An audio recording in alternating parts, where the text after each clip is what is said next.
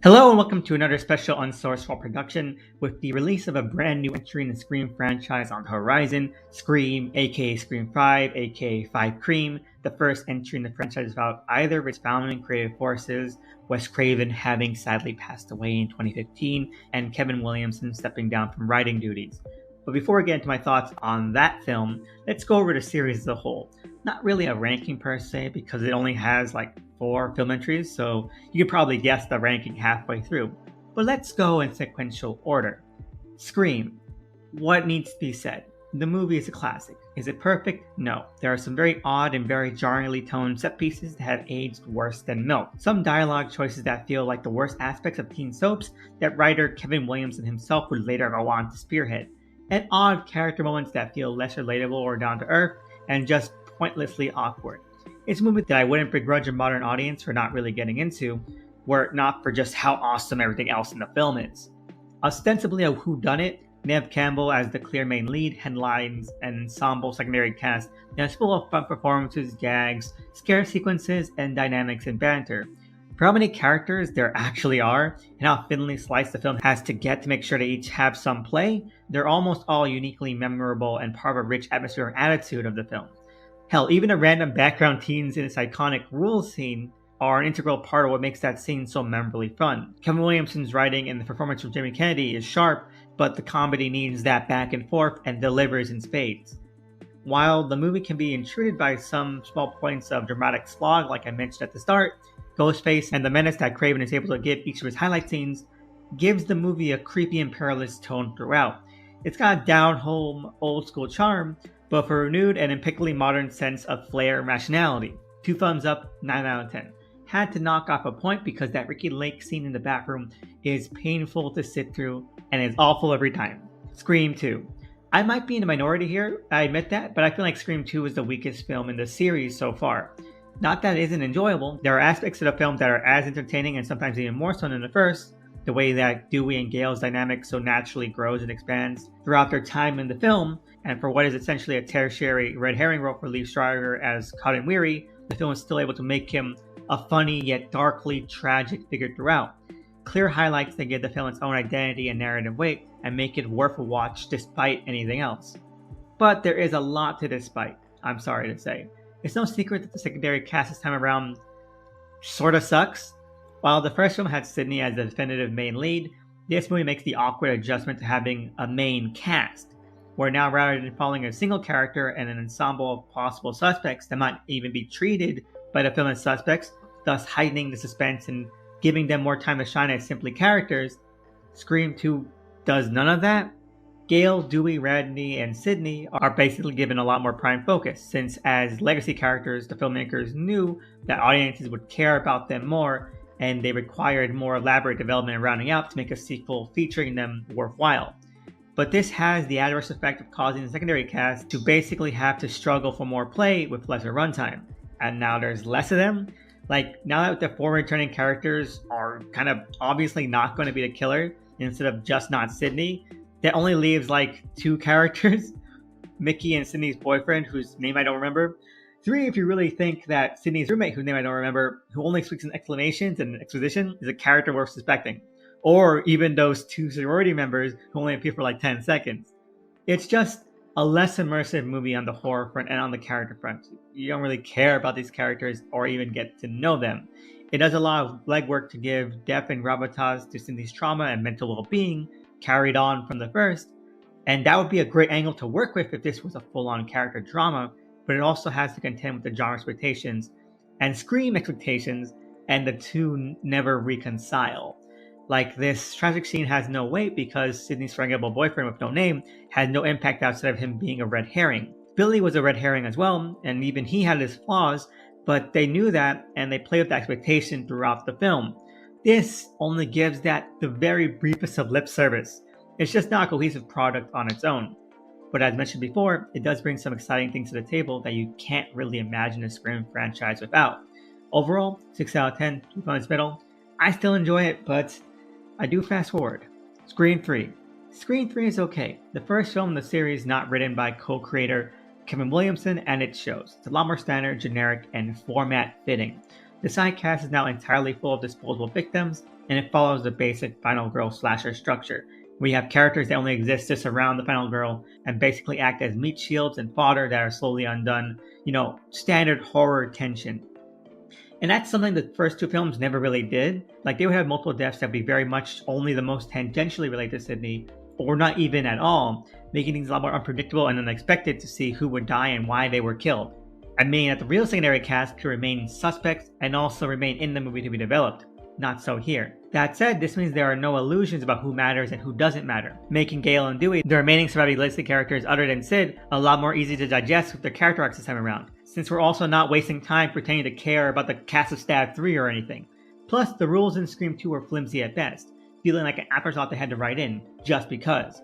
But the rules in Scream 3 are maybe the best in the series other than the first. Think back to any action or horror film trilogy, and 90% of the time these rules apply. Randy was right. Filmmakers love a good old back-to-beginning nostalgia wrap-up film. Overall, it's not the best film in the franchise, and is maybe the least ambitious, but it is more cohesive and direct than some of the others, and I enjoy it for what it is and what it achieves. A solid ending. 7 out of 10, 1 thumbs up, 1 thumbs middle. Scream 4. Scream 4 is the sequel that the series always deserved, and it all boils down to one thing really, other than Kevin Williamson returning, and it's that it's actually as witty and sharp as the original. Let's take the idea of the Stab franchise that Scream 2 introduced. For example, the meta-humor joke that the events of the original film would become an in-universe horror franchise that would allow the Scream series to comment on itself, which is a fun concept, but also severely underthought. Actual serial killers and tragedies being used as inspiration for horror films is pretty common in real life, so it was very smart of Scream 2 to include that. But it always irked me that the Stab franchise was a real retelling of the events of Scream. Compare the real-life story of Ed Gein to something like the Texas Chainsaw Massacre or Psycho to see how these things usually end up when they're adapted. Things get wacky. Possibly because, no one wants to see actual victims being horror cliches. So it always felt weird that things were allowed to get as tasteless as making real-life victims into hokey slasher fodder in the Scream series. It'd be like those films that turned the murders of Sharon Tate and Nicole Brown Simpson into slashers. It just doesn't feel like it would be treated as a proper horror franchise, but rather be mocked like those are today. But Scream 4 finally seems to understand that, and pivots straight into wacky shenanigan territory, mentioning Stab films with ridiculous meta gimmicky and sci-fi cliches. That's both more silly, and yet way more realistic and commonplace. And that's kind of the vibe of Scream 1 and Scream 4 to a T, riding that line. Scream 4 also returns to having a single main lead with Neve Campbell.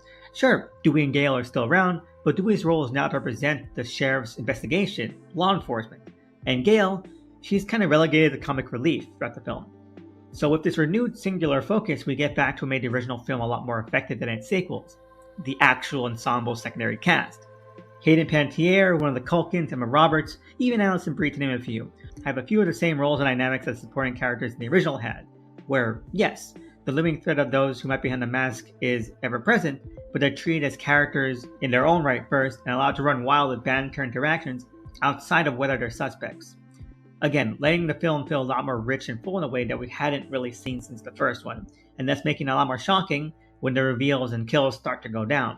Outside of maybe some of the middle kills, there's nothing lackluster like Sid's college boyfriend here, whose name I still don't remember. Was it Preston? But the biggest feather in Scream 4's cap is how relevant it was and how relevant it remains. While the first two films were commentaries on the state of horror as they were, Scream 4 is the only one that was, accidentally or not, prescient about the future of horror.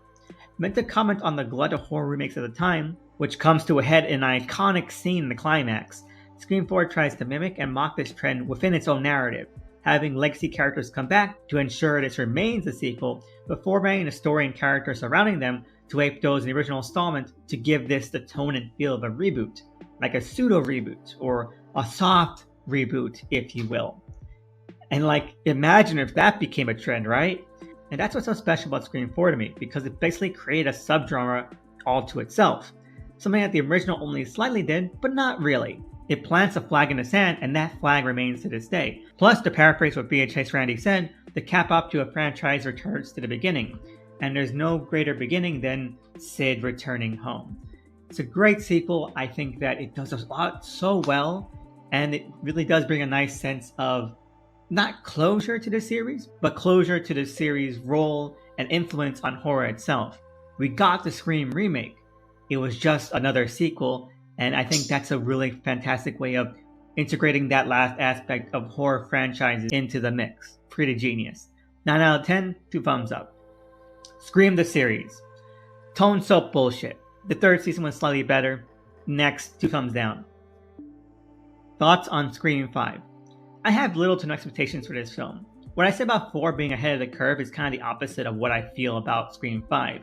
Scream 4 was able to come out ahead of the soft reboot craze, it beating several others to the punch and actually being better than most at capturing the remake feel while also staying true to the series as a sequel. Scream 5 just seems to want to cash in and ride the soft reboot trend, despite the previous movie already having done that. There's this sense that it's a retread. We've already gotten a Sid Goes Home sequel. We've already gotten a Legacy sequel. This doesn't feel like a natural evolution. I wouldn't be adverse to Scream 5 in theory, but the landscape of horror hasn't changed enough to make it feasible or worthwhile. Like I said, a movie from like a decade ago is still very relevant. There's not enough new things to do, and it doesn't feel like the film is attempting to find out what those could be, being more content to ride the wave of Halloween 2018. I hope the film proves me wrong and it turns out to be a worthy sequel that continues the narrative in a substantial and satisfying way, but I'm not getting my hopes up. If it turns out to be great, then that's fantastic, but if not, then Scream 4, like I said, was a perfect finale to the franchise. It covers the scope of horror in all its entirety, from 1, 2, 3, and 4, and I couldn't be happier with that series as it stands. Here's my final ranking. Thank you so much for listening. Hope you all are staying safe, and let me know in the comments below, how do you rank this series? What are your hopes for Scream 5? And what do you think of my ranking? And don't forget to like and subscribe. See you again next time, and have a good one out there.